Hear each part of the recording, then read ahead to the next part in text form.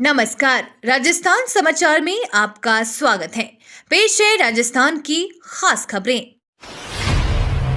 राजस्थान के 7 जिलों में भाजपा जिलाध्यक्ष की घोषणा। अभी तक 23 जिलों में नए कप्तान नियुक्त।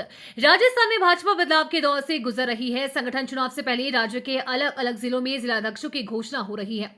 मंगलवार को भाजपा ने राजस्थान के 7 जिलों में नए अध्यक्षों के नाम की घोषणा की। इससे पहले सोमवार को प्रदेश के 11 जिलों में भाजपा ने नए अध्यक्षों के नाम की घोषणा की गई थी, जबकि 5 अन्य जिलों में नए जिलाध्यक्ष के नाम की घोषणा पिछले सप्ताह में की गई थी। ऐसे में अभी तक राजस्थान के 23 जिलों में भाजपा के नए जिलाध्यक्षों की घोषणा की जा चुकी है। मंगलवार को भाजपा ने जिन 7 जिलों में जिलाध्यक्षों के नाम की घोषणा की, उसमें चुरू, सीकर, पाली, जालौर, जैसलमेर, राजसमंद, बांसवाड़ा शामिल है। अपना ही रिकॉर्ड तोड़ेगा राजस्थान। 78,000 से ज्यादा स्कूलों में 3 फरवरी को एक साथ होगा सूर्य नमस्कार। राजस्थान स्कूल शिक्षा विभाग बीते साल की तरह इस साल भी सूर्य नमस्कार में नया विश्व रिकॉर्ड रचने की तैयारी कर रहा है। सूर्य सप्तमी के अवसर पर प्रदेश के 78,000 से ज्यादा सभी सरकारी और प्राइवेट स्कूलों में 3 फरवरी को एक साथ सूर्य नमस्कार किया जाएगा। पिछले साल सूर्य सप्तमी पर 1.33 करोड़ विद्यार्थियों ने सूर्य नमस्कार किया था। इस बार पिछले साल का रिकॉर्ड तोड़ने का प्रयास किया जाएगा। सूर्य सप्तमी के बाद स्कूल में नियमित रूप से सूर्य नमस्कार कराने की भी प्लानिंग है। राजस्थान में 2,000 लोगों को मिलेगी नौकरी। 4 कंपनियों को 1100 करोड़ के निवेश के लिए रीको ने आवंटित की भूमि। राजस्थान में भाजपा सरकार ने rising Rajasthan global investment summit 2024 के तहत कई कंपनियों के साथ एमओयू साइन किए थे। अब धरातल पर उतरने लगे हैं। राजस्थान में 4 कंपनियों ने 1100 करोड़ रुपए के निवेश को लेकर एमओयू साइन किए थे, जो ऑटो, सोलर पैनल और टेक्सटाइल कंपनियां हैं। वहीं इन कंपनियों को रीको द्वारा भूखंड आवंटित किए गए हैं। इसकी जानकारी सरकार ने दी है। बताया जा रहा है कि इससे 2,000 लोगों को नौकरी मिलेगी। सफाई कर्मचारियों के चुनावों पर लगी रोक। निगम मुख्यालय पर हुए उपद्रव के बाद लिया गया फैसला। ग्रेटर नगर निगम में संयुक्त वाल्मीकि एवं सफाई श्रमिक संघ के चुनाव पर रोक लगा दी है। मुख्य चुनाव अधिकारी और निगम के एडिशनल कमिश्नर सीमा कुमार ने स्थगन आदेश जारी किए। चुनाव स्थगित करने के लिए निगम की ओर से विधिक राय भी ली गई है। इसके बाद ये कदम उठाया गया। हालांकि इससे पहले सफाई कर्मचारियों के एक धड़े ने स्थगन प्रस्ताव लाए जाने का विरोध करते हुए निगम में तोड़फोड़ भी की थी। कोटा दर्शन के लिए चलेगी डबल डेकर ओपन बस, चलते होगा रूट। हड़ौती संभाग में पर्यटन बढ़ाने के लिए जदोजहद की जा रही है। इसी के तहत कोटा के एक बस ऑपरेटर ने ओपन बस तैयार करवाई है। ये 39 सीटों की डबल डेकर ओपन बस है, जिसमें नीचे 20 और ऊपर 19 यात्री बैठ सकेंगे। इस बस को परिवहन विभाग से शहर में पर्यटन के लिए चलाने की अनुमति मांगी गई है। ये अनुमति मिलने के बाद फरवरी से ये बस सड़क पर उतर जाएगी। घरा में बर्ड इन्फ्लुएंजा से पेंटेंट स्टार की मौत। पर्यटकों की आवाजाही पर रोक।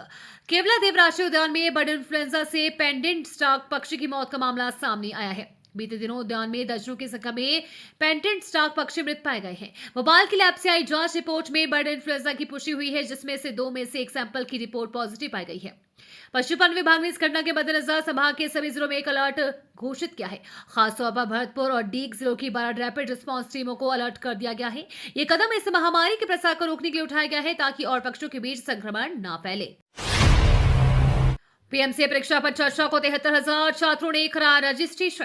प्रधानमंत्री नरेंद्र मोदी से परीक्षा पर चर्चा को लेकर प्रदेश सहित धौलपुर जिले के छात्रों में उत्साह देखा जा रहा है, जिसका ही परिणाम है कि जिले में अभी तक 73,298 राजकीय और निजी विश्वविद्यालय के छात्रों और बच्चों ने रजिस्ट्रेशन कराए हैं। तो प्रदेश भर में 37,57,123 बच्चों ने पीएम मोदी से प्रश्न जवाब करने को इच्छुक है। अगर इन रजिस्ट्रेशनों में अभिभावक और शिक्षकों के रजिस्ट्रेशन मिला दी तो राज्य भर में 87,40,425 रजिस्ट्रेशन किए जा चुके हैं।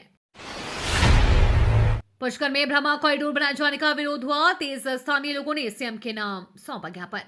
तीर्थराज गुरु पुष्कर में ब्रह्मा कॉरिडोर बनाए जाने को लेकर विरोध तेज हो गया है। इस कॉरिडोर को लेकर संबंधित एजेंसियां ब्रह्मा मंदिर के आसपास मार्किंग कर रही है, जिससे स्थानीय लोगों में यह आशंका बढ़ रही है कि उनके मकान और दुकान कॉरिडोर की जद में आकर नष्ट कर दिए जाएंगे। इस वजह से स्थानीय निवासियों ने एसडीएम को मिलकर मुख्यमंत्री के नाम एक 10 सूत्रीय मांग पत्र सौंपा है। स्थानीय लोगों का कहना है कि पुष्कर अयोध्या जैसा बड़ा कस्बा नहीं है और यह धार्मिक महत्व को बनाए रखते हुए इसे पर्यटन स्थल बनाने की बजाय इसे धार्मिक स्थल ही रहने दिया जाए।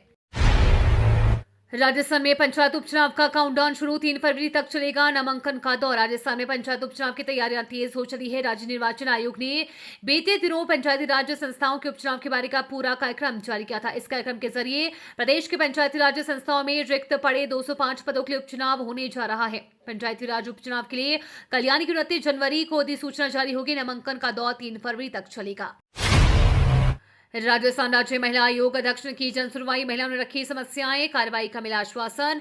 राजस्थान राज्य महिला आयोग द्वारा मंगलवार को सर्किट हाउस में जन सुनवाई की गई, जिसमें संभाग के विभिन्न जिलों से आई महिलाओं ने अपनी परिवेदनाएं प्रस्तुत की। राजस्थान राज्य महिला आयोग की अध्यक्ष रेहाना रियाज चिश्ती ने बताया कि महिला आयोग द्वारा राज्य के समस्त संभागों पर बैठक एवं जन सुनवाई का कार्यक्रम रखा गया है।